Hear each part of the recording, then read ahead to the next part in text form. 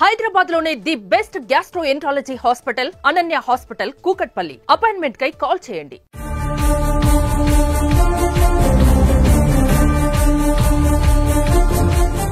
AP తెలంగాణని bird flu వణికిస్తుంది. వేలాది కోళ్లు మృత్యువాత పడుతున్నాయి. అటు ఏపీలో కోళ్ల ఫారంలో పనిచేస్తున్న ఓ వ్యక్తికి సైతం ఈ వైరస్ సోకినట్టుగా అధికారులు నిర్ధారించారు. దీంతో ప్రభుత్వం అలర్ట్ అయింది. అధికారులు మెడికల్ క్యాంపులు ఏర్పాటు చేస్తున్నారు.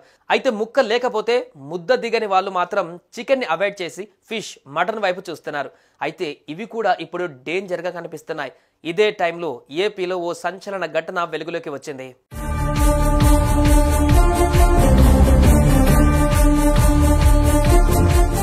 ఏపీలోని తూర్పుగోదావరి జిల్లాలో కలకలం రేగింది. చేపల చెరువులకు మేతగా బర్డ్ ఫ్లూ కోళ్లను వేస్తున్నట్టుగా తెలిసింది. చనిపోయిన కోళ్లను యజమానులు చేపల చెరువుల్లో పడేస్తున్నారు. జగ్గంపేట, కిర్లంపూడి, ప్రతిపాడు, పెద్దాపురంలో చేపలకు మేతగా కోళ్లను వేస్తున్నట్టు గుర్తించారు. కాకినాడ ఎన్జీఓ సభ్యులు వీడియోలు విడుదల చేశారు. బర్డ్ ఫ్లూతో చనిపోయిన కోళ్లను చెరువుల్లో చేపలకు మేత వేస్తుండడంపై స్థానికులు ఆందోళన వ్యక్తం చేస్తున్నారు. రోగంతో చనిపోయిన కోళ్లను చేపలు తింటే వాటికి కూడా ఆ వ్యాధి వచ్చే ప్రమాదం ఉంటుందని, వాటిని తింటే తమకు కూడా ప్రమాదం అని భయపడుతున్నారు.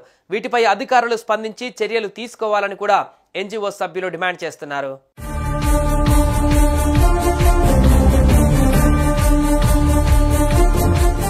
ఏపీలో పశ్చిమ గోదావరి జిల్లాలోని తణుకు మండలం వేల్పూరు, తూర్పుగోదావరి జిల్లా పెరవలి మండలం కానూరు, ఆగ్రహారంలో బర్డ్ ఫ్లూ కేసులు నమోదయ్యాయి. అక్కడి కోళ్ల నుంచి తీసుకున్న శాంపిల్స్ లో H5N1 బర్డ్ ఫ్లూ ఉందని నిర్ధారించారు. ఖమ్మం, భద్రాద్రి కొత్తగూడెం జిల్లాలకు ఉభయ గోదావరి జిల్లాల సరిహద్దులు ఆనుకుని ఉండడంతో తెలంగాణ అధికార యంత్రాంగం కూడా అలర్ట్ అయ్యింది.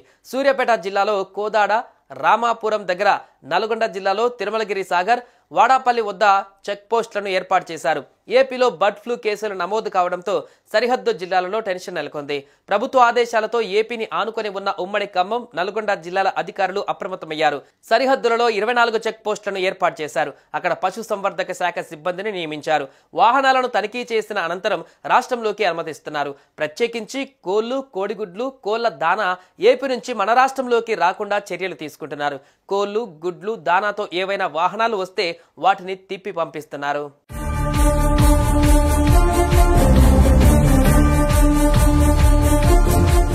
కోళ్లని 100 డిగ్రీల ఉష్ణోగ్రతతో ఉడికించిన తర్వాత తింటే ఏమీ కాదని వైద్యులు చెబుతున్నప్పటికీ చికెన్ కొనడానికి ఎవరూ సాహసించడం లేదు.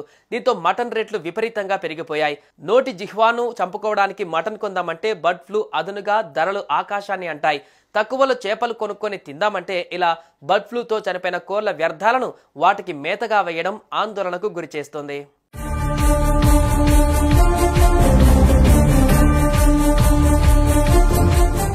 సుమన్ టీవీలో మీ పర్సనల్ అండ్ బిజినెస్ ప్రమోషన్స్ కోసం కింది నెంబర్కి కాంటాక్ట్ చేయండి.